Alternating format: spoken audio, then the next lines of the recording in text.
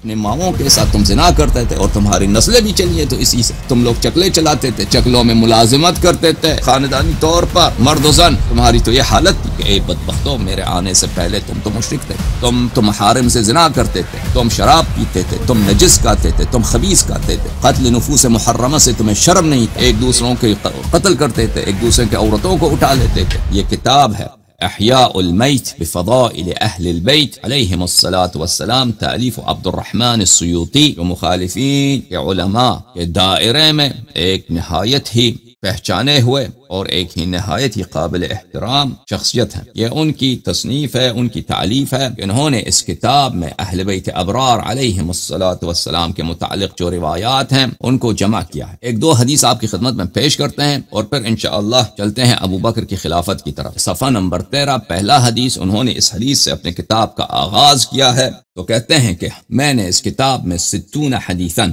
میں نے اس کتاب میں 60 احادیث جمع کیا ہے. میں نے اس کتاب کا نام رکھا ہے سمیتھا، میں نے رکھا احیاء المیت، مردوں کو زندہ کرنا. احیاء المیت یعنی احیاء المیت، احیاء المیت مردے کو زندہ کرتے ہیں. بفضائل اہل البیت یعنی جس دل میں ایمان نہیں ہوتا وہ دل حقیقت میں مردہ ہوتا ہے، زندہ وہ دل ہوتا ہے جس دل میں ایمان ہوتا ہے. مردوں کو زندہ کرنا فضائل اہل بیت علیہم السلام کے ذریعے.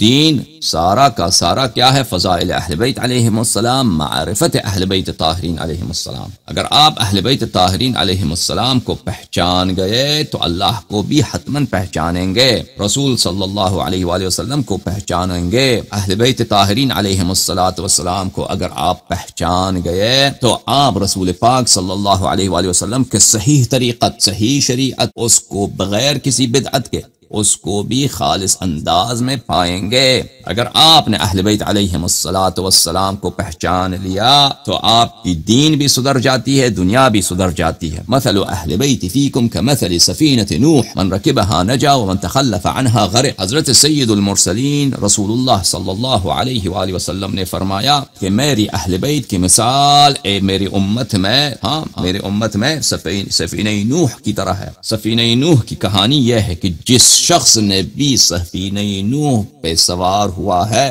جو شخص بھی سفینہ نوح پر راکب ہوا ہے وہ ہلاکت سے بچ گیا ہے، ڈوبنے سے بچ گیا. باقی سب نوح کی جتنی امت تھی، سب کے سب نوح کے زمانے میں جتنے لوگ تھے سب کے سب غرق بھی ہو گئے، ان پہ اللہ کی لعنت بھی ہو گئی ہے اور وہ ابد الآباد تک جہنم میں بھی. اور اہل بیت طاہرین علیہم السلام کی مثال کشتی نوح کی مثال ہے. اگر آپ اہل بیت علیہم السلام کو پہچان گئے، چاہے آپ گناہگار ہوں، چاہے آپ کا تعلق ہندو خاندان سے ہو، سکھ خاندان، جس خاندان سے بھی ہو، بیک گراؤنڈ جو بھی ہو، مالی آلت جو بھی ہو، گناہیں جتنے بھی ہوں، اہل بیت طاہرین علیہم السلام کو اگر پہچان گئے تو رسول اللہ صلی اللہ علیہ وآلہ وسلم نے فرمایا کہ مثال کس کی ہے؟ کشتی نوح. انسان جتنا بھی گناہگار تھا، غریب خاندان سے تھا، جتنا بھی اس کا بیک گراؤنڈ، فیملی، قبیلے والے جتنے بھی جرم پیشہ تھے، اگر وہ کشتی نوح میں اس کو ایک کونا مل گیا، بیٹھنے کی ایک جگہ مل گئی، تو اس کو دنیا میں بھی کامیابی،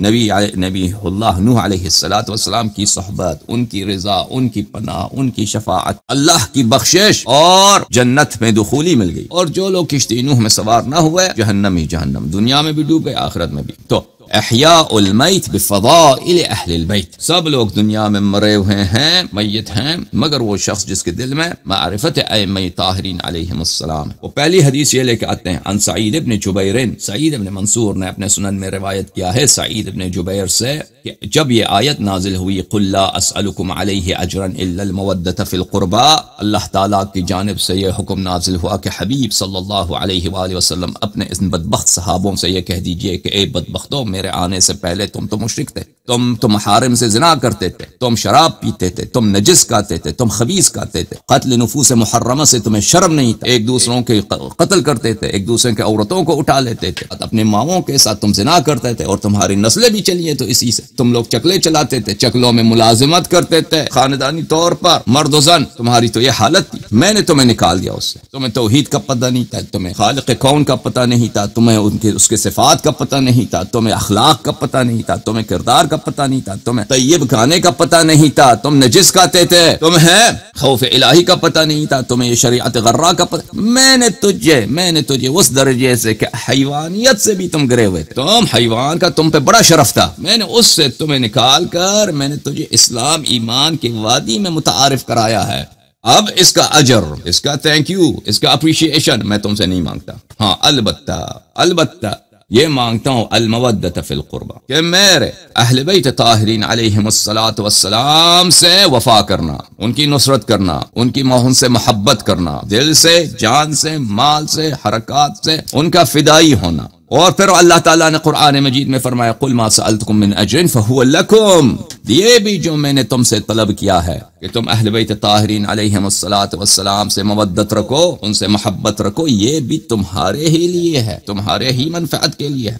اس سے ہمیں کوئی فائدہ نہیں پہنچتا، اس سے اہل بیت علیہم السلام کو کوئی فائدہ نہیں پہنچتا، اور یہ سب کے لیے ہے، پوری انسانیت کے لیے. انسانیت والے تو سمجھتے نہیں ان باتوں کو، مسلمان بھی ان باتوں کو تو نہیں مانتے. شیعوں کو کہتا ہوں، اے شیعو یہ نہ سمجھنا کہ تم نے اگر اہل بیت علیہم السلام سے محبت کی، تم نے ان کے راستے میں ایک قدم اٹھایا، تم نے اگر ان کی بظاہر، تمہاری تو نصرت ہے ہی نہیں، ناصر تو ہے نہیں تمہارے میں. اگر کبھی تم نے ان کے راستے میں قدم اٹھایا، ان کی نصرت کرنا ہے، کیا تم نے کبھی کوئی ہلکا پھلکا، وہ تو ہوتا نہیں تم سے، نہ تمہارے مولویوں سے ہوتا ہے، نہ تمہارے عوام سے ہوتی ہے. اگر کبھی کیا تو اس کا فائدہ تم کو پہنچتا ہے، اگر وہ تو فرض ناممکن ہے، فرض محال ہے. کیونکہ شیعوں کا اہل بیت علیہ السلام سے کیا واسطہ ہے؟ آج کل کے شیعوں کا بہت ہی کم، صرف نام پہ اہل بیت علیہ السلام کا نام کبھی کبھار آتا ہے، نہ عمل میں اور نہ یہ منہج میں ان کا اہل بیت علیہ السلام سے کوئی ربط ہے. بہرحال یہ اور درد ہے. تو جب یہ آیت نازل ہوئی ہے میرے محترم ناظرین کہ اللہ نے حکم دیا اے مسلمانوں، نبی کریم صلی اللہ علیہ وآلہ وسلم کا اجر، ان کی سے اپریشیشن کہ یا رسول اللہ تھینک یو، یا رسول اللہ شکران. ان کا شکریہ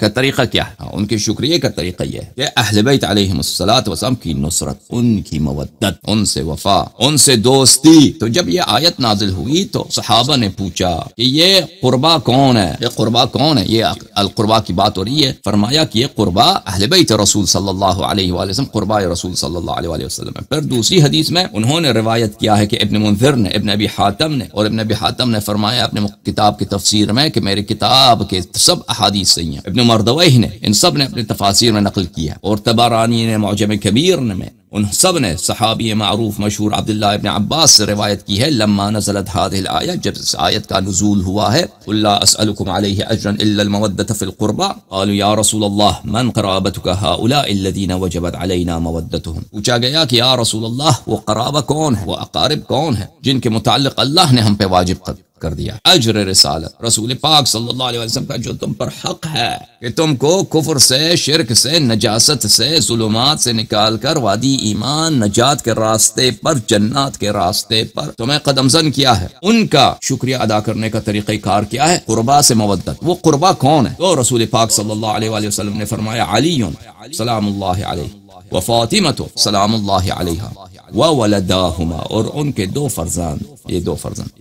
اور اس زمانے میں حضرت امام زین العابدین علیہ السلام کی ولادت نہیں ہوئی تھی. اس زمانے میں حضرت امام باقر علوم الرحمن اور حضرت امام صادق صلوات اللہ علیہم اجمعین اور بقیہ ائمہ ابرار علیہم السلام کی ولادت نہیں ہوئی تھی. تو ان کا ذکر کرنے کا اتنی ارجنسی نہیں تھا، اہمیت نہیں تھی، کیونکہ جب ان کی ابھی ولادت نہیں ہوئی ہے تو لوگ وہی جو ان کے زمانے میں ہیں، جو صحابہ ان کو دیکھ رہے ہیں کہ ان سے مودت کرنا، ان سے محبت کرنا، ان کو بتانا ضروری تھا. وَإِلَّا ہمارے پاس روایات متواتر ہیں کہ ان فضائل میں اور ان اوصاف میں اور ان منازل اور مراتب میں 12 امام رسول پاک صلی اللہ علیہ وآلہ وسلم کے شریک اور ہم مرتبہ ہیں. اچھا، یہ اس مقدار میں اکتفا کرتا ہوں، اس سے زیادہ اس موضوع پر، اہل بیت علیہ السلام کے فضائل کے موضوع پر بات نہیں کرتا، کیونکہ اہل بیت علیہ السلام کے اعداء اور ان کے دشمنوں کا متعین بیان کرنا اتنا ہی ضروری ہے جتنا ان کے فضائل بیان کرنا ضروری ہے.